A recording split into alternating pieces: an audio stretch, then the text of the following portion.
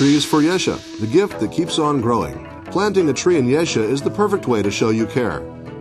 For $18 a fruit tree, you can show the Jews of Yesha that you stand together with them in these troubled times.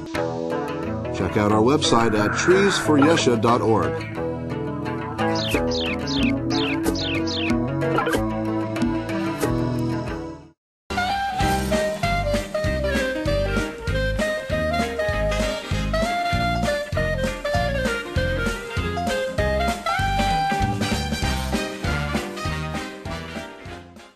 Hi everyone, promoting dialogue through music. A fashion fair for the religious crowd, the Sataf National Park in the hills of Jerusalem, and Ezer Mitzion looks for a suitable donor for 3-year-old Omri Raziel today on Israeli Salad.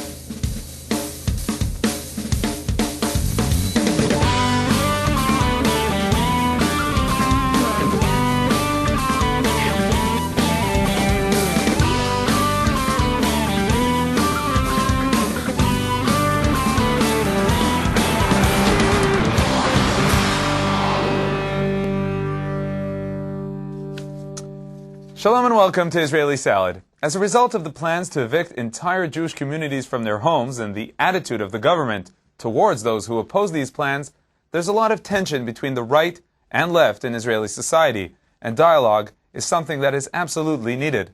So, how could we promote dialogue? Music is certainly one way.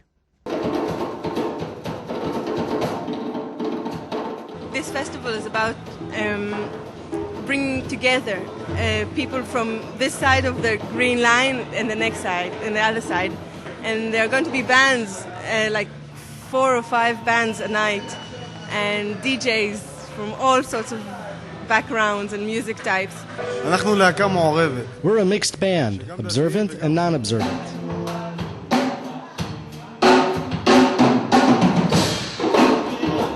A festival with no slogans was the name of this 3-day music festival, which took place in the Kultura and Tzavta clubs in Tel Aviv.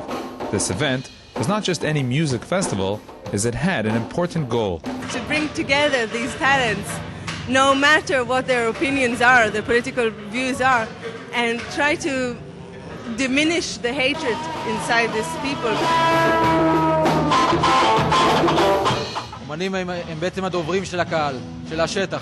Performing artists are the best spokespeople. The goal was to bring the performing artists from the settlements here to show the Tel Avivian crowd who these people are. These people who are talked about in the media all the time. They have no horns or tails. They're not tough or evil. They're good people. Although the atmosphere would be spoiled quickly if the participants would be asked to start debating political issues, this cultural event proved that there is a great thirst for unity in the nation. Gradually we start forgetting that we're really brothers, and we are brothers, and I thought that maybe through music we'll start remembering it again.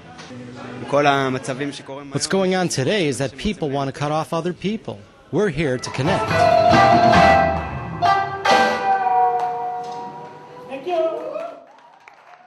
The festival with no slogans proves once again that the world of art has a special power to introduce different means of dialogue and to enable true coexistence. Music is the perfect tool to bridge gaps. You simply sit down and play music, and you feel that the person playing next to you is the closest person to you. And then all the gaps are wiped away.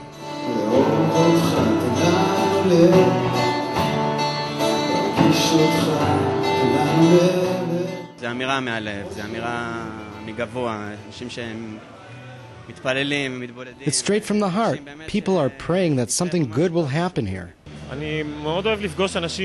love meeting people that I don't know, and I want to sing my music everywhere I can.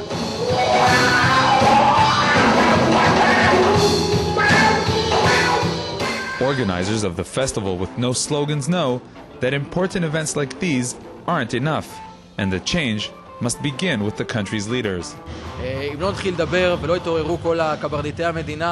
we don't start talking, and the leaders of the state and of Yesha don't stop chanting slogans that don't talk to the public, and if we don't start talking eye to eye, face to face, it won't help.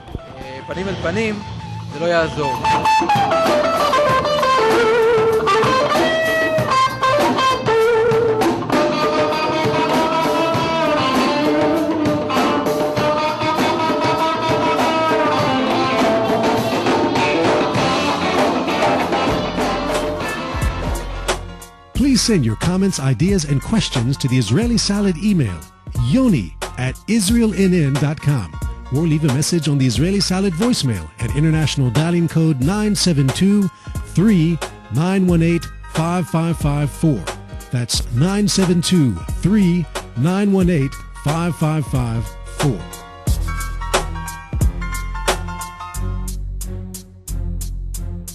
Another event that took place in the Tel Aviv area was a fashion fair. What's unique about this fashion fair? Well, the fact that it was for the religious observant crowd.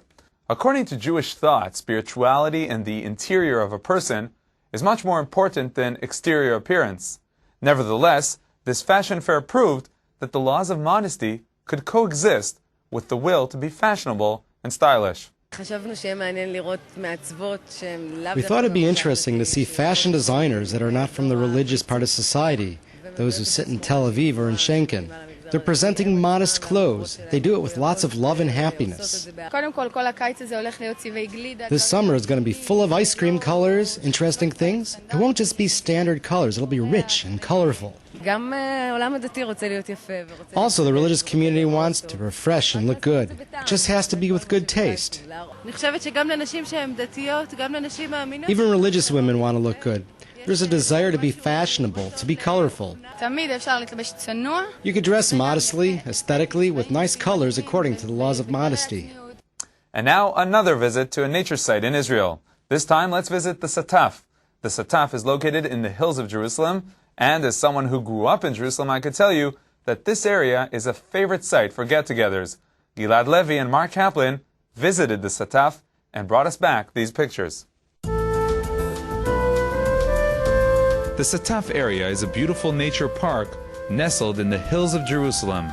Farmers have used this area for years, and around 20 years ago, the area was renewed by the JNF, the Jewish National Fund.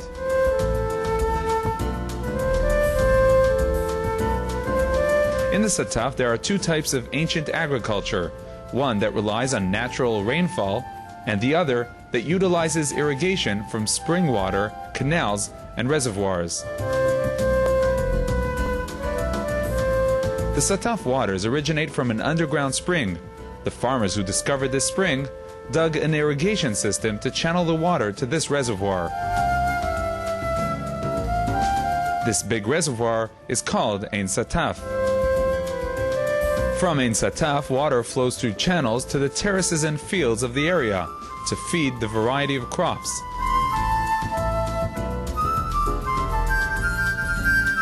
The channels were divided sensibly in a way that enabled the cultivation of many kinds of crops throughout the whole year.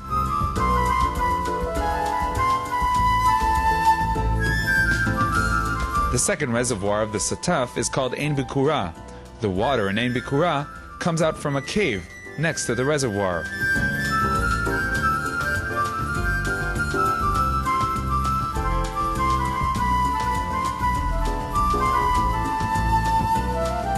Near Ein Bikura, an orchard was planted.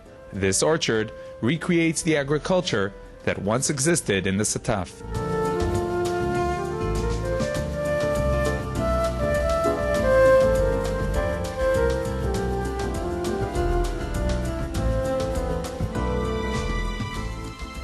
We presented the activities of Ezer Mitzion a few times on our programs. Ezer Mitzion is one of the largest non-profit organizations in Israel and is dedicated to providing health care and social support services. On Tuesday, April 12th, an Israel-wide bone marrow drive was held by Ezer Mitzion. This drive expanded the organization's worldwide bone marrow donor registry, but was mainly aimed at finding a suitable donor for a 3-year-old child who's fighting cancer. Earlier, we spoke with Mindy Ibrahimov from Ezer Mitzion, who spoke with us from the Petach Tikva Mall, one of the locations where this drive was taking place. Shalom, Mindy. Hello, shalom. So please tell us why this drive is being held now, and who is the child that needs this transplant? Sure, we have a young boy. His name is Omri, and he's actually suffered from cancer for a while. He was diagnosed with cancer. He was treated for it. He recovered, and he's actually had some sort of a relapse now. And his only hope for life would be to find a donor with the right marrow match which is going to help him save his life and please God Ad Mea Esrim, give him and his parents the joy that they deserve from life. We're very hopeful that today's drive is going to find not only a match for Omri, but for other sick children, other sick people who suffer from blood cancers, people that we can help just by the fact that by screening, by scanning, by collecting all these tubes of blood, we're going to be able to find the right donor, the right match, and save lives. Omri's very precious to his parents and he's very precious to all of us. And it's been very good.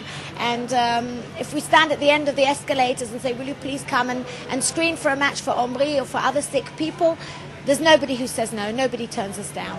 Mindy, I understand that these drives you hold have been successful. According to what I've heard, Ezer Mitzion has facilitated over 130 life-saving bone marrow transplants throughout the world. I have been involved in drives like this for 4 years, and yes, of course, yes, it's very heartwarming. We've had Ezer Mitzion dinners abroad and in Israel, where we've invited actually the recovered patient and the donor, and it is meant to be very much of a secret matter, but on the occasion we do get the two together, and it's the most heartwarming, most emotional, most moment that you could possibly imagine. Okay, Mindy Ibrahimov, Ezer Mitzion, thank you very much for joining us and good luck. Thank you. Bye. Be sure to visit the Israeli Salad website. On the Israeli Salad site, scroll through all the editions, see what topics were presented on each program, and simply click on the icon to watch your favorite program. Also, watch all our fantastic music videos featured right here on Israeli Salad. So be sure to click on www.israelnationaltv.com/salad.htm. That's www.israelnationaltv.com/salad.htm.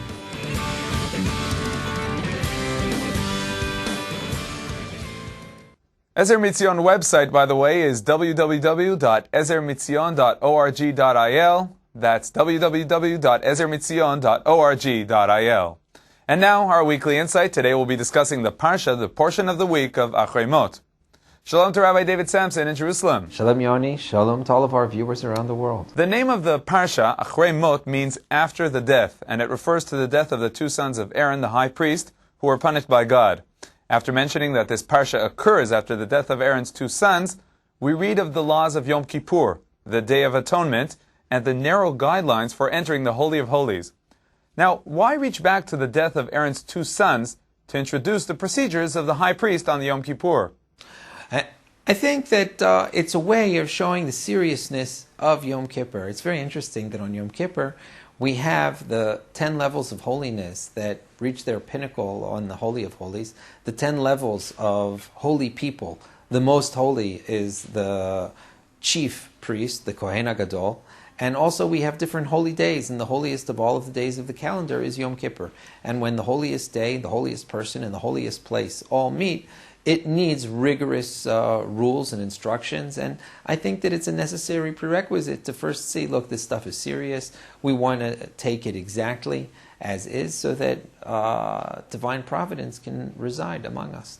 Thank you very much, Rabbi Sampson. The Weekly Insight is brought to you in cooperation with Machon Meir, the largest Zionist institute in Israel, bringing people closer to Judaism.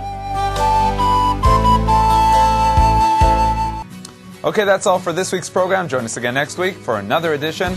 Until then, from all of us here at Israel National News, Shalom.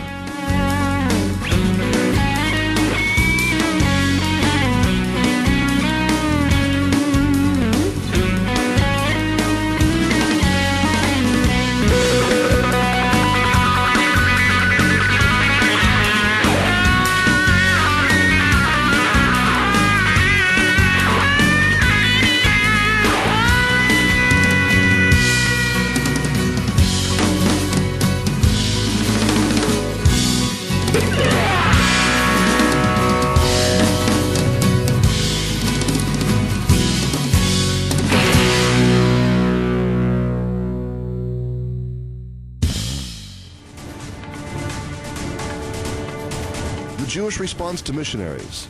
This is a powerful, new, and complete 18-part digitally remastered CD series, or 24-part cassette series with 423 new pages, plus an in-depth study guide by Rabbi Tovia Singer, a must-have for any library collection. This outstanding commentary is available now for only $99 plus shipping and handling. Order online now at www.outreachjudaism.org or call toll-free 1-800-315-JEWS. That's 1-800-315-JEWS.